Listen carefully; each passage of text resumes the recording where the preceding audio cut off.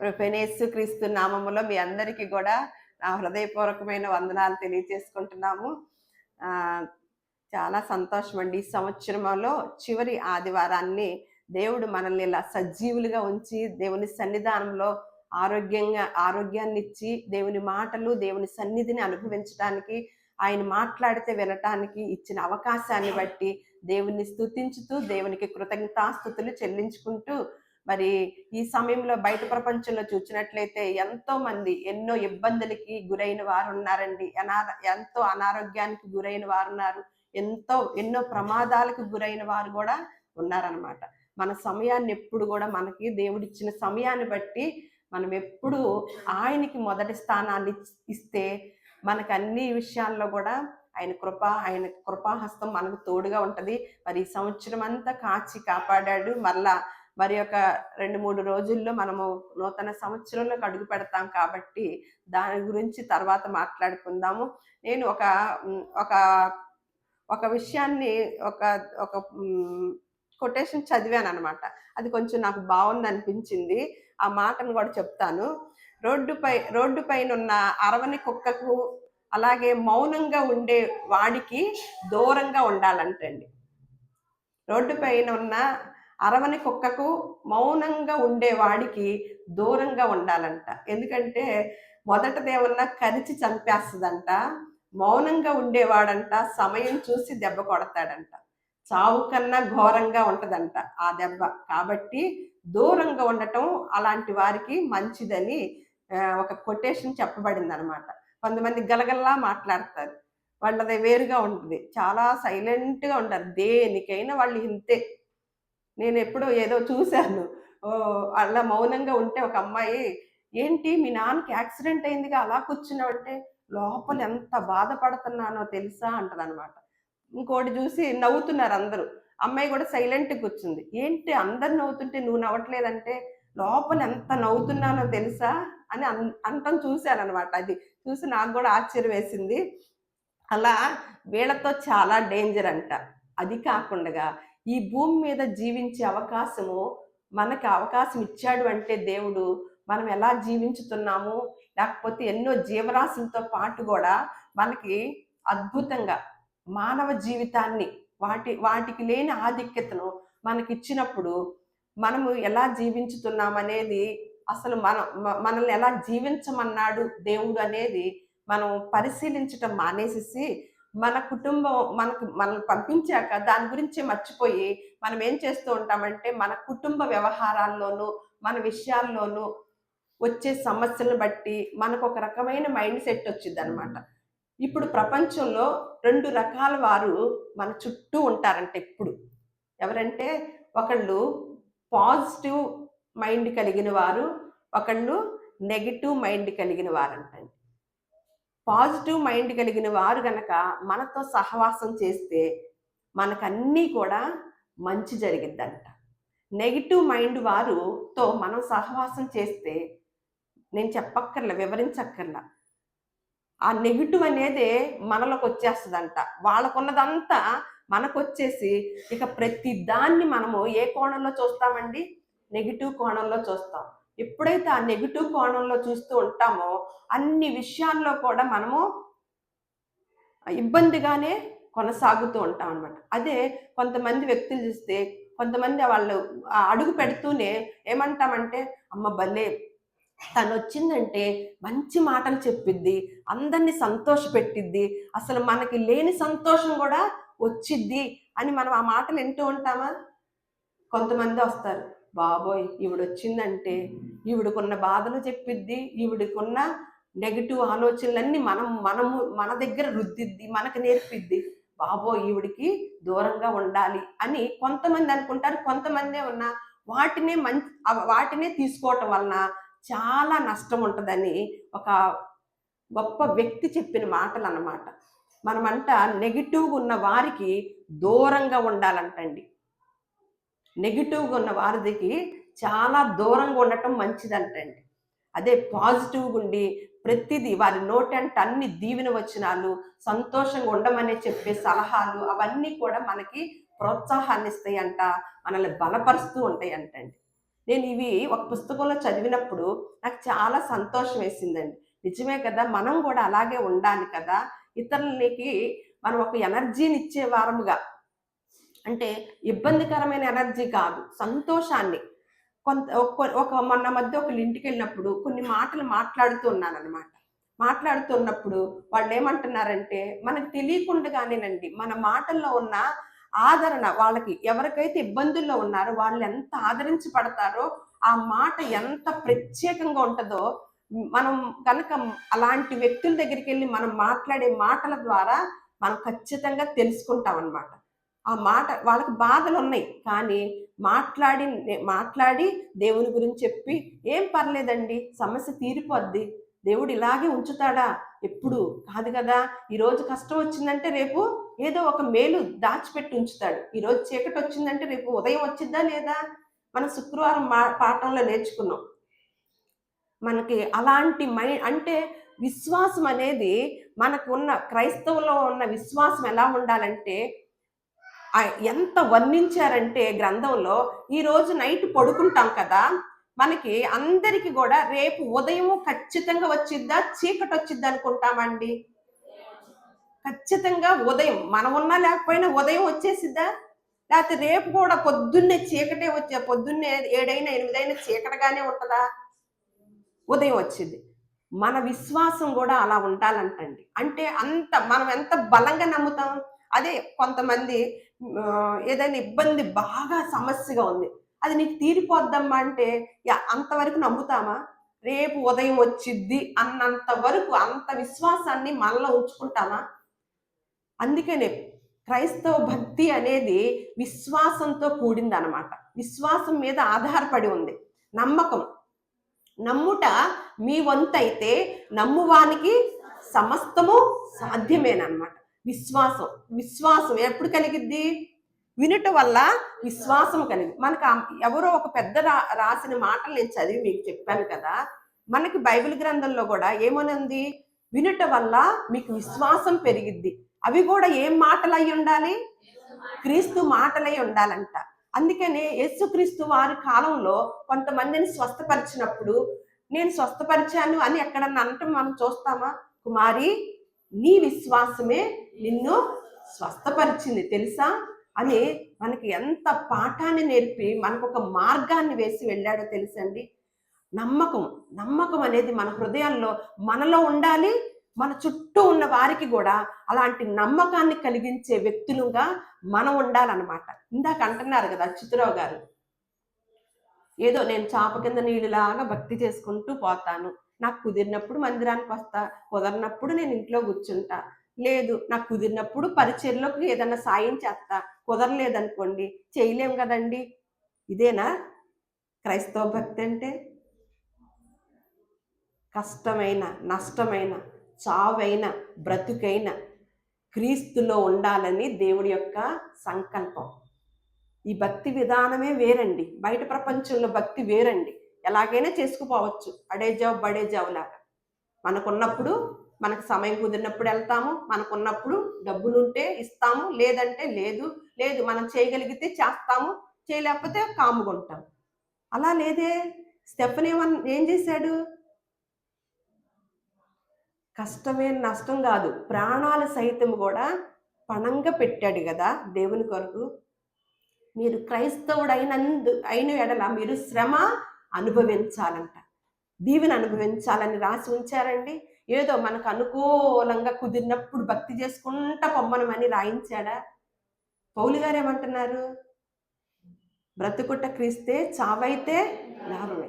బ్రతికితే మాత్రం క్రీస్తు కొరకే బ్రతుకుతాను. మన ముందు మన పూర్వీకుల చరిత్రని మన ముందు పెట్టారు అంటే నిజంగా అండి దేన్ని సాధిక చేస్తున్నామండి మనము? ఎన్నో సాధిక చేస్తాం. మనకి కష్టమా నష్టమా అని చెప్పండి. ఒకసారి తిమోతికి రాసిన పత్రిక చూడండి.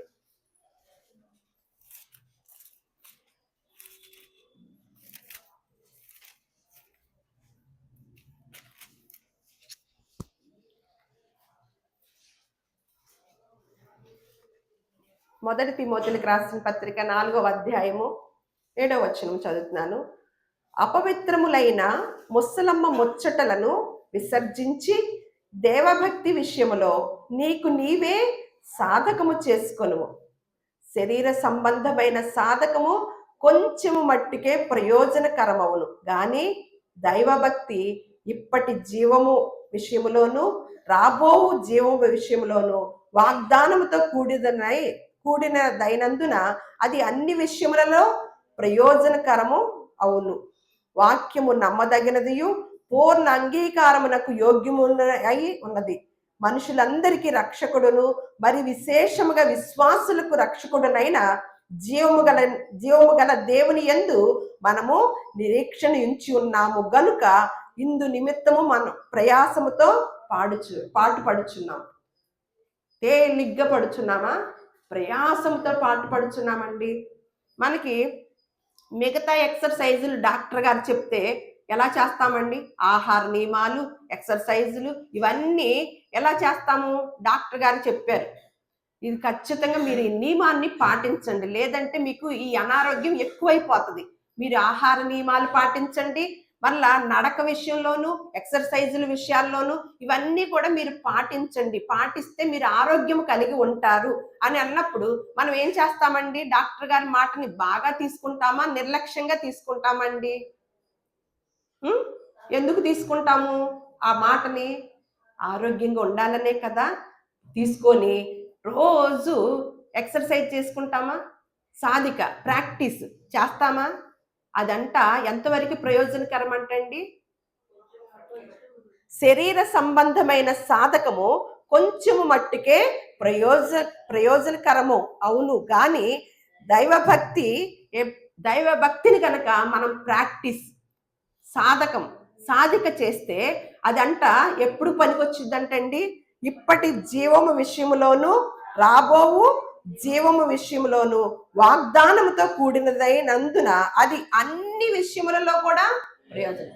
మళ్ళీ ఇంకొక మాట ఉంటుందండి, ఆత్మలో వర్ధిల్లిన వాడు అన్ని విషయాల్లో కూడా వర్ధిల్లుతాడు. మరి మనం అప్పుడప్పుడు వచ్చి దేవుని సన్నిధికి అప్పుడప్పుడు దేవునితో కలిసి ఉంటే ఆత్మలో వర్ధిల్లుతామండి.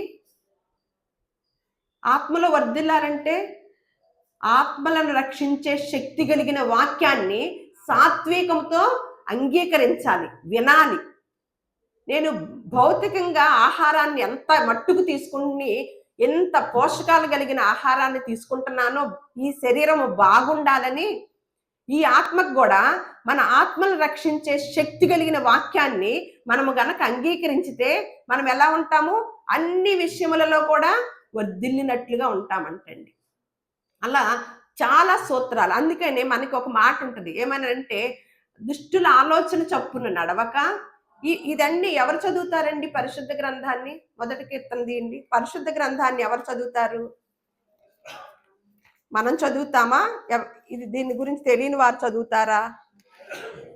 మనం ఈ వాక్యాన్ని ఎవరు అనుకుంటాము? ఈ వాక్యం చదివేటప్పుడు బయట ప్రపంచంలో ఉన్న దుష్టులు అనుకుంటాం కదా? కాదు. ఏమంటున్నాడు? దుష్టుల ఆలోచన ఇందాక చెప్పా కదా నేను, నెగిటివ్ ఆలోచనలు మనకి ఎవరైతే ఎక్కువగా చెప్తున్నారో, నెగిటివ్గా మనకి సలహాలు ఇస్తున్నారో వాళ్ళకి మనము ఎంతైనా దూరంగా ఉండాలంటండి. అది చాలా డేంజర్ అంటండి, చాలా డేంజర్ అంట. నేను ఇంక వివరించడానికి నాకు సమయం లేదు కాబట్టి అది నేనే ఆశ్చర్యపోయి భయపడిపోయాను అనమాట. ఇక్కడ ఏమని చెప్తున్నారంటే దావీదు గారు, దుష్టుల ఆలోచన చొప్పున నడవక, పాపల మార్గమున నిలువక, అపహాసకులు కూర్చుండు చోటను కూర్చుండక, యెహోవా ధర్మశాస్త్రమునందు ఆనందించుచు దివారాత్రము దానిని ధ్యానించువాడు ధన్యుడు. అతడు నీటి కాలువల యోరను నాటబడినదై ఆకు వాడక తన కాలమందు ఫలమిచ్చు చెట్టు వలె ఉండు. అతడు చేయనిదంతయు సఫలమగు. చూడండి, అంటే ఎప్పుడైతే ఇప్పుడు క్రైస్తవ్యంలో సమాజముగా కూడుకుంటున్నామంటే ఇక్కడ ఎటువంటి వాతావరణం ఉందండి? ఆ కొటేషన్ చెప్పిన ఆయన పాజిటివ్గా ఎవరైతే మీకు మంచి మాటలు చెప్తున్నారో వాళ్ళతో ఎక్కువ సహవాసం చెయ్యండి, నెగిటివ్ వాళ్ళతో దూరంగా, ఎంత దగ్గర వాళ్ళైనా సరే వాళ్ళకి దూరంగా ఉండండి అని ఒక పెద్ద ఆయన చెప్పిన మాట నేను చెప్తున్నాను అనమాట. అప్పుడు ఇది మొత్తము సమాజముగా ఉంటున్నాం కదా, ఈ సమాజంలో పాజిటివ్ మాటల్ని ఎక్కువ తీసుకుంటున్నావా, నెగిటివ్ మాటలు మనం మాట్లాడుకుంటామండి ఇక్కడ కదా. అందుకనే 2000 సంవత్సరాల క్రితము పౌలు గారు హెబ్రీ సంఘానికి రాస్తూ మీరు సమాజముగా కూడుట మానకండి అంటే, ఈ సంవత్సరము ఎన్ని మార్లు మానేశామండి సమాజంగా కూడుకోవటం. ఒక పెద్ద ఆయన ఏమన్నా మీరు ఎక్కువగా నెగిటివ్ని మీ లోపల పాస్ చేసుకోబాకండి. బయట ప్రపంచం అంతా కూడా మీ చుట్టూ నెగిటివ్ అనే 2 రకాల వాళ్ళు ఉన్నారు. ఒకళ్ళు నెగిటివ్ ఎనర్జీ ఇచ్చే వాళ్ళు, ఒకళ్ళు పాజిటివ్ ఎనర్జీ ఇచ్చే వాళ్ళు ఉన్నారన్నారు. ఎక్కువగా మనం పాజిటివ్ ఎనర్జీ ఇచ్చే వాళ్ళతో సహవాసం చేస్తే మనము బాధ ఉన్నప్పటికీ కూడా మనం బలంగా నిలబడగలుగుతామా లేదా అండి. అందుకనే సమాజముగా మనకి ఎబ్రిల్కి రాసిన పత్రికలో ఒక మాట ఉంటది. ఏమనంటే 10వ అధ్యాయము 24 కొందరు మానుకొనుచున్నట్లుగా సమాజముగా కూడుట మానక ఒకరినొకడు హెచ్చరించుచు ఆ దినము సమీపించుట మీరు చూచిన కొలది మరి ఎక్కువగా అలాగు చేయుచు ప్రేమ చూపుటకును సత్కార్యమును చేయుటకును ఒకరినొకడు పురికొల్పవలనని ఆలోచింతుము. అప్పుడు ఏమొచ్చింది మనకి సత్యమును గుర్చిన అనుభవ జ్ఞానము పొందిన వారం అవుతాం అన్నమాట. చూడండి అంటే అలా ఉంటే గనకంట మనకి మంచి మాటలను ఎక్కువ బుర్రలో తీసుకుని వెళ్తాం. కాబట్టి ఈ వారం అంతా కూడా మనం దైనందిక జీవితంలో మన జీవితాన్ని ముందు ఎవరైతే మనసులో ఉంచుకుంటారో మాటలు వారికి మాత్రమే పాజిటివ్ ఎనర్జీ. మళ్ళా ఎన్ని మందిరాలకు వెళ్ళినా మనం మాటలు గనక బుర్రలో గనక తీసుకోకపోతే మళ్ళీ వారమంతా నెగిటివ్లోనే ఉంటామండి. అసలు యేసుక్రీస్తు వారు ఈ లోకానికి ఎందుకు వచ్చారో చెప్పండి ఒకసారి. ఎందుకు వచ్చారు అది చూసేసి మనం ఒక 5 నిమిషాల్లో ముగించుకుందాము. ఎందుకంటే మొన్నటిదాకా హోరెత్తిపోయింది కదా ప్రపంచం అంతా కూడా. యేసుక్రీస్తు వారు వచ్చారు, యేసుక్రీస్తు వారు వచ్చారు. కేకులు కట్ చేసుకున్నాము, డ్యాన్సులు వేసుకున్నాము, స్కిట్లు వేసుకున్నాము, భలేగా సంతోషంగా కొత్త బట్టలు ధరించుకున్నాము. బాగుంది, పండగ అయిపోయింది. పండగ ఉందా? పండగ భక్తులు అయిపోయింది. అసలు ఎందుకు వచ్చారు మీ అభిప్రాయం చెప్పండి. సూటిగా ఒక మాటతో చెప్పండి. ఎందుకు వచ్చారు ఈ లోకానికి యేసుక్రీస్తు వారు? ఎందుకు వచ్చారు? పాపులను రక్షించడానికి వచ్చారు కదా. మరి ఒక మాట ఆ యేసుక్రీస్తు వారే ఒక మాట చెప్తున్నారు. హెబ్రీయులకు రాసిన పత్రిక 10వ అధ్యాయము 5వ వచనం. ఆయన ఈ లోకమందు ప్రవేశించినప్పుడు ఇలాగు చెప్పుచున్నాడంట, బలియు అర్పణయు నీవు కోరలేదు కానీ నాకొక శరీరమును అమర్చితివి. నాకొక శరీరాన్ని అమర్చితివి. నువ్వు బలియు అర్పణలు ఇవన్నీ కూడా కోరటం లేదు కానీ నాకొక శరీరాన్ని అమర్చితివి అని చెప్పి యేసుక్రీస్తు వారిని పంపించేటప్పుడే ప్లాన్ సిద్ధమైందా బలి అవ్వటానికి? ఇప్పుడు మనం పుడుతున్నామండి, పుడతానికి మనకు అర్థమవుతుంది, తెలుస్తుంది. అమ్మ నిన్ను భూలోకానికి పంపిస్తాను కానీ నువ్వు వచ్చే కొన్ని సంవత్సరాల్లో నువ్వు బలి అయిపోవాలి అంటే మనం ఏమంటామండి? బలి అవటానికి ఇష్టపడతామా? మీకు ఒక బిడ్డని ఇస్తాము కానీ ఆ బిడ్డ కొద్ది రోజులే ఉంటాడు, బలి అయిపోతాడు అంటే ఆ బిడ్డన కావాలనుకుంటామా? అమ్మమ్మ వద్దనుకుంటామా? కానీ ఆయన ఏమంటున్నారు చూడండి, యేసుక్రీస్తు వారే చెప్తున్న మాట అన్నమాట. నువ్వు బలియు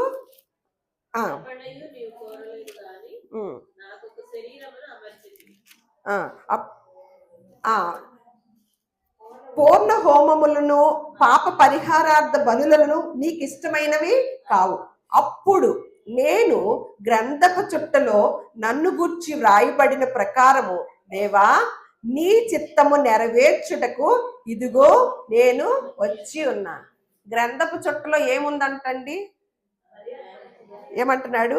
అప్పుడు నేను గ్రంథపు చుట్టలో నన్ను గూర్చి రాయబడిన ప్రకారము దేవా నీ చిత్తము నెరవేర్చుటకు ఇదిగో నేను వచ్చి ఉన్నాను అన్నాడు. మనకేమో సంకల్పం ఉందండి? మనకు కూడా ఉందా? ఆయనకేనా, యేసుక్రీస్తు వారికేనా గ్రంథపు చుట్టలో ఆయన యొక్క విధానం అంతా రాసి ఉంది? లేకపోతే మనకు కూడా ఉందా? మనకేమని ఉందండి? ఎఫెసీయులకు రాసిన పత్రిక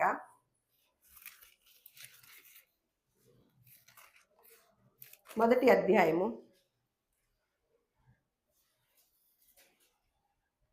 4వ వచనం చూద్దాం.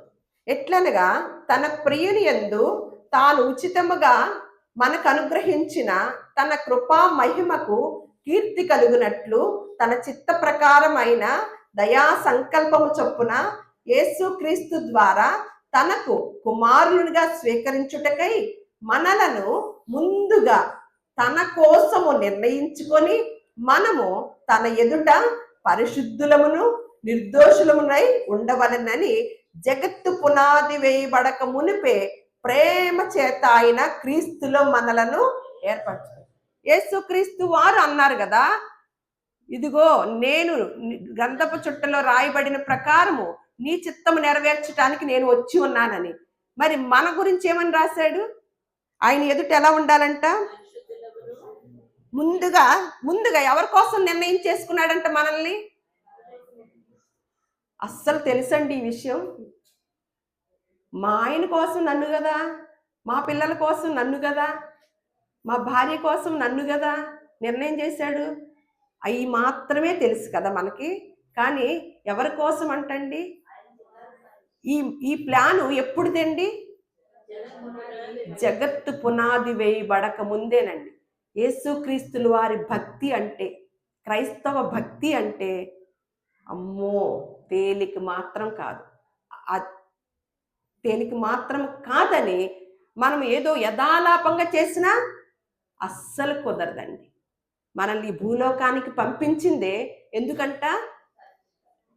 తన కోసము నిర్ణయించుకొని మనము తన ఎదుట పరిశుద్ధులమును నిర్దోషులంగా ఉండవలనని. ఎప్పుడు ఈ ప్లాను? జగత్తు పునాది వేయబడక మునిపే ప్రేమ చేత. ఏ ప్రేమ? యేసుక్రీస్తు వారి యొక్క ప్రేమ చేత క్రీస్తులో మనల్ని ఏర్పరచుకున్నాడంటే. ఆయన ఎందుకు వచ్చాడో చూద్దాం. పూర్వకాలంలోనంట జంతు బలులు అవన్నీ ఇచ్చేవారు కదా. ఇప్పుడు తర్వాత ఈ యేసుక్రీస్తు వారిని బలి ఇవ్వటానికి వచ్చాడు కదా.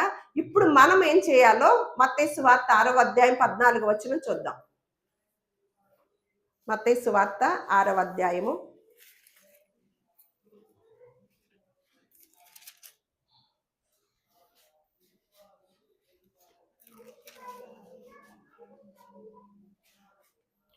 మనుష్యుల అపరాధములను మీరు క్షమించిన ఎడల, ఇందాక అన్నారు కదా, మన పాపములను క్షమించుటకు ఎందుకు వచ్చాడంట? పాపులను రక్షించుటకు వచ్చాడంట. పాపులను రక్షించుటకు అని మీరందరూ చెప్పారు. అలాగే మన పాపములను కూడా క్షమించుటకు వచ్చాడు భూలోకానికి. అందరం మొన్న పండగ చేసుకున్నాం కదా. అసలు విధానం ఏంటంటే ఇప్పుడు చూద్దాం. మనుష్యుల అపరాధములను మీరు క్షమించిన ఎడల మీ పరలోకపు తండ్రియు మీ అపరాధములను క్షమించును.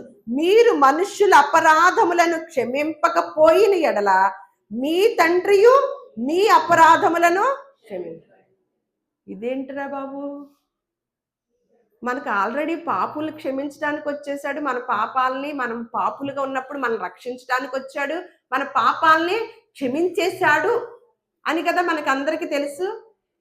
కానీ మనం రక్షించబడాలంటే ఏం చేయాలంటండి? చూడండి, మనం ఏం చేయాలి? మనం ఎవరి?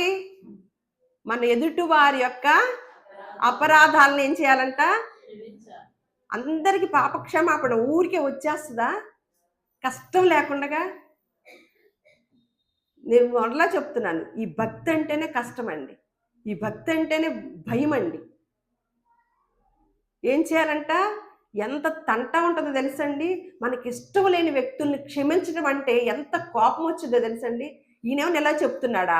మనకి ఎవరైనా ఇష్టం లేని వాళ్ళని ఎదురుపడినప్పుడు బాబోయ్ వస్తున్నారమ్మా అని లోపల ఎంత కోపాన్ని తెచ్చుకుంటామండి. కానీ ఎప్పుడు మనం క్షమించబడతామంట? ఆల్రెడీ క్షమించబడ్డామా? మనుషుల అపరాధములను మీరు క్షమించిన ఎడల మీ పరలోకపు తండ్రియు మీ అపరాధములను క్షమించును. మీరు మనుషుల అపరాధములను క్షమింపకపోయిన ఎడల మీ తండ్రియు మీ పాపాలని మీ అపరాధాలని క్షమించడు. ఎంతమంది క్షమించుంటాడండి? ఇప్పుడు అర్థమైందా? మనం ఎంతమంది క్షమించుంటాడు?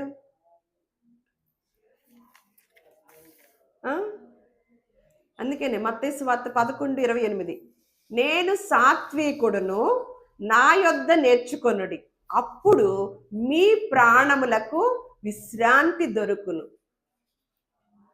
నేను సాత్వికుడును, ఆయన సాత్వికుడంట. ఎవరి దగ్గర నేర్చుకోవాలంట? అప్పుడు నేర్చుకున్నప్పుడే వస్తే మన ప్రాణాలకి విశ్రాంతి. యేసుక్రీస్తు వారి దగ్గరికి వెళ్ళిపోగానే, చర్చికి వెళ్ళిపోగానే విశ్రాంతి వచ్చిద్దా? చూడండి అసలు. మళ్ళా ఏం పెడతానంటున్నాడు అక్కడ మనకి, మన మీద?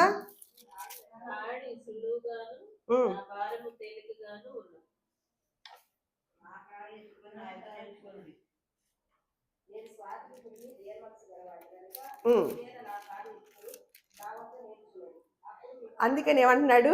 ప్రయాసపడి భారము మోసుకొనుచున్న సమస్త జనులారా నా యొద్దకు రండి, నేను మీకు విశ్రాంతి కలగజేదు.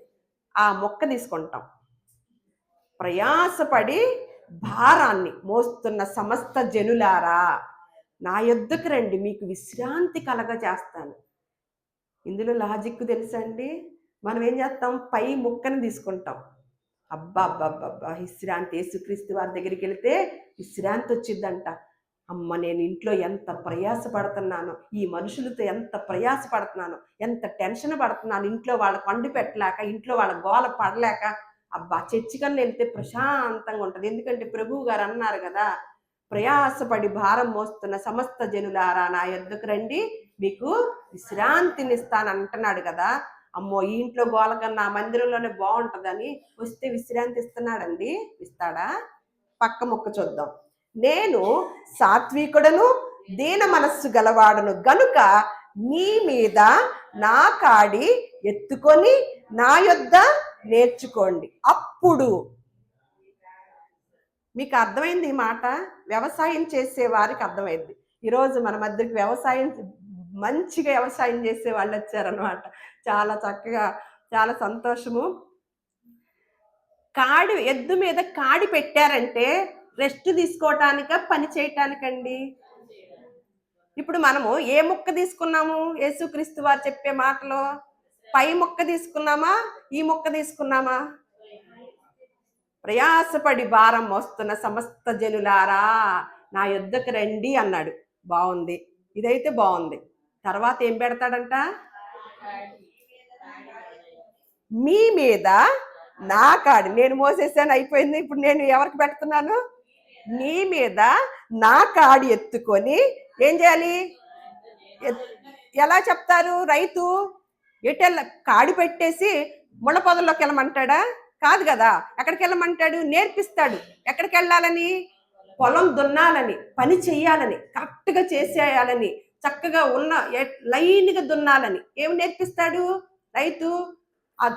కాడి పెట్టుకున్న ఎద్దుకైనా కాడి పెట్టేది, దున్నలకి వాటికైనా వాటికి పెడతారు కదా, వాటి పెట్టి చూపిస్తూ ఉంటారు కదా. ఏమంటున్నాడు ఇక్కడ? మీ మీద నా కాడి ఎత్తుకొని నా యొద్ద నేర్చుకోండి, అప్పుడు పై మొక్క పనికొచ్చింది. అప్పుడు పై మొక్క. నేను అందుకనే ఇందాక ఆయన ఇంకా చూస్తున్నాను అనమాట. కుదరది భక్తి, మనకు చేత కాదేమో, కానీ అలాగే చెయ్యాలి. కండిషన్ ఇది. మనకు చేత కావట్ల, మనకు సాధ్యం అవటంలే. ఏదో నాకు తోచినప్పుడు మందిరానికి వెళ్ళిపోయి, నాకు తోచినప్పుడు అర్పణ వేసేసి, నాకు తోచినప్పుడు ఏదో చేసేసి కాదండి. భక్తి ఇది కాదు అసలు. క్రైస్తవం అంటేనే స్పెషాలిటీ ఉంది, ప్రత్యేకత ఉంది. ఆయనకున్న ఆయన ఇచ్చే విశ్రాంతి పొందుకోవాలంటే ఇక్కడ మనము ఎవరు నిద్రపోతారండి? గాఢంగా నిద్రపోయేది ఎవరండి? పని చేసిన వాళ్ళ పని పాట లేకుండా అప్పుడప్పుడు కుదిరినప్పుడల్లా పడుకొని రాత్రి నిద్రలేదమ్మా అంటే నిద్ర పట్టిద్దా? రోజంతా ఏం చేయాలి? పగలంతా కష్టపడాలి. నైట్కి ఏమవుతుంది? మనకి రాత్రికి వచ్చేసరికి ఎంత నిద్రపోతామండి. అంటే మనకి విశ్రాంతి కావాలంటే ఈ భూలోకంలో మనకు విశ్రాంతే లేదండి. యేసుక్రీస్తు వారిని నమ్ముకున్న వారికి విశ్రాంతే లేదండి. నేను ఈ మధ్య కాలంలో అదే గమనిస్తున్నాను అనమాట. ఎప్పుడైతే మనకి పరిశుద్ధాత్మ దేవుడు మనకి ఎప్పుడైతే ఆ అనుగ్రహం కలిగిద్దో, మనకి అన్ని ఆలోచనలు దేవుని పని కొరకే ఉంటాయండి. నిజంగా నాకస్సలు ఒంట్లో బాలేదండి అసలు. బాలేదసలు. చెయ్యి పని చేయటం లేదసలు నాకు కుడి చెయ్యి అయితే. కానీ కష్టపడాలి. నాకిచ్చిన ఆయుష్కాలంలో ఎప్పుడు తీసుకెళ్ళిపోతాడో తెలీదు. కానీ నేను ఆయన కాడిని మోస్తన్నానా? ఆయన పనిని నేను చేస్తన్నానా? లేదా? నేను ఆయనలోకి దగ్గరికెళ్ళాక విశ్రాంతి పొందుకోవాలంటే నేనిక్కడ కష్టపడుతున్నానా? లేదా? నా కోసము, నా కుటుంబం కోసము, నా పిల్లల కోసము నేను ప్రయాస పడుతున్నానా? ఆయన కోసం గదా మనల్ని సృష్టించింది. ఏ వ్యక్తులైనా తెలుసుకోగలుగుతున్నారండి? చూడండి, ఒక్కసారి ఆలోచించండి. పరిశుద్ధ గ్రంథంలో ఉన్న మాటలు ఏమన్నా వివా? మనం అర్థం చేసుకున్నది ఏమన్నా వేరా? అసలు మనం భూలోకానికి పంపించింది ఆయన కోసం అంట. ఆయన ఎదుట పరిశుద్ధంగా ఉండాలని, ఆయన కోసం మనం జీవించాలని, ఆయన కోసం పని చేయాలని నిర్ణయించినప్పుడు మనం ఏదో ఏదో ఇదిగా తోచి తోచినప్పుడు సమయం ఉన్నప్పుడు వచ్చేదా భక్తి? అందుకని ఏమంటున్నాడు, నా కాడి ఎత్తుకొని నా యొద్ద నేర్చుకోనండి, అప్పుడు మీ ప్రాణములకు విశ్రాంతి దొరుకును. ఎలయనగా నా కాడి సులువుగాను నా భారము ఎవరికి తేలిక సులువైద్ది? ప్రాక్టీస్ చేసేవారికి. దైవ భక్తిని ప్రాక్టీస్ చేసేవాళ్ళు. ఇప్పుడు ఒక మంచి బిర్యానీ వండాలంటే రాని వాళ్ళకి ఈజీగా కష్టమా? మనకు వంటలంటే తెలిసిపోద్ది. బాగా మంచి బిర్యానీ వండుతున్నారు కదా ఈ మధ్యకాలం, బాగా బిర్యానీలు బాగా వండుతారు కదా, అది మనకి మనకి తేలిగ్గా ఉంటుందా, కష్టంగా ఉంటుందా? బాగా నేర్చేసుకున్నాం. తేలిగ్గా ఉంటుందా, కష్టంగా ఉంటుందా? ఇప్పుడు సత్యమును గూర్చిన అనుభవ జ్ఞానం పొందుకున్నాక, ఉన్న విషయాలన్నీ చక్కగా తెలిసాక, ఇలా పని చేయాలి, ఇలా దేవుడి కొరకు నిలబడాలి అన్నప్పుడు ఎలా ఉంటదంట? నా కాడి సులువుగాను నా భారము తేలికగా చేస్తాడంట. మనం పాపాలను క్షమించాడు, నిజమే, మనకు ఒక అవకాశం ఇచ్చాడు. మనం పాపులుగా ఉండగా ఆయన బలైపోయి ఆయన పుట్టుకతోనే బలి కూడా రాసేసాడు తండ్రి. మనకి పాప క్షమాపణ ఇచ్చాడు, ఆత్మరక్షణ ఇచ్చాడు. కానీ దానిలో సాధిక చేసే పని ఎవరిదండి? మనదేనమాట. ఆయన ఇచ్చే విశ్రాంతిని పొందుకోవాలన్నా, ఆయన కాడి ఖచ్చితంగా మోయాలన్నమాట. మనకి ఆ మొక్కలు కట్ చేసుకొని ఆ మొక్కల జోలికి వెళ్ళకుండా విశ్రాంతిస్తాడంట కదా అనే ధ్యాసలో ఉండబట్టే క్రైస్తవులందరూ కూడా ఎక్కువ పని చేయాల్సింది బదులు తక్కువ చేస్తున్నారు. అందుకే దేవుడి యొక్క రాకడ దూరం అవుతుందంట. సకల జనుల సాక్షార్థమే లోకమందంతటా సువార్త ప్రకటించబడాలి. అటు తర్వాత యేసుక్రీస్తు వారు వస్తారంట, రెండవ రాకడ. అంటే సర్వ సృష్టికి సువార్త ప్రకటించబడుతుందా? మన కుటుంబాల్లో మన గోల, మన తిండి, మన తిప్పలు, మన పిల్లలు, మన కుటుంబం అంట ఇంకొక కుటుంబానికి ఆ చేరవేస్తున్నామా ఈ సర్వ సృష్టి, ఈ సత్యాన్ని? దేవుడు రాకడ కూడా అందుకనే దూరం అవుతుంది. అది మన చేతుల్లోనే ఉంది. ఈ విశ్రాంతిలోకి మనం వెళ్ళాలంటే దేవుడు త్వరగా రావాలంటే మనం అందరికీ ఈ మాటని అందించే వారముగా ఉండాలి. దేవుడి మాటలను మన హృదయాల్లో ఫలింప చేయనుగాక. దేవుడు మిమ్మల్ని అందరినీ కూడా బహుగా బహుగా బహుగా ఆశీర్వదించి ఆయన విశ్రాంతిలో ప్రవేశించినట్లుగా ఇక్కడ మనకి జ్ఞాన వివేకములు దయచేయనుగాక.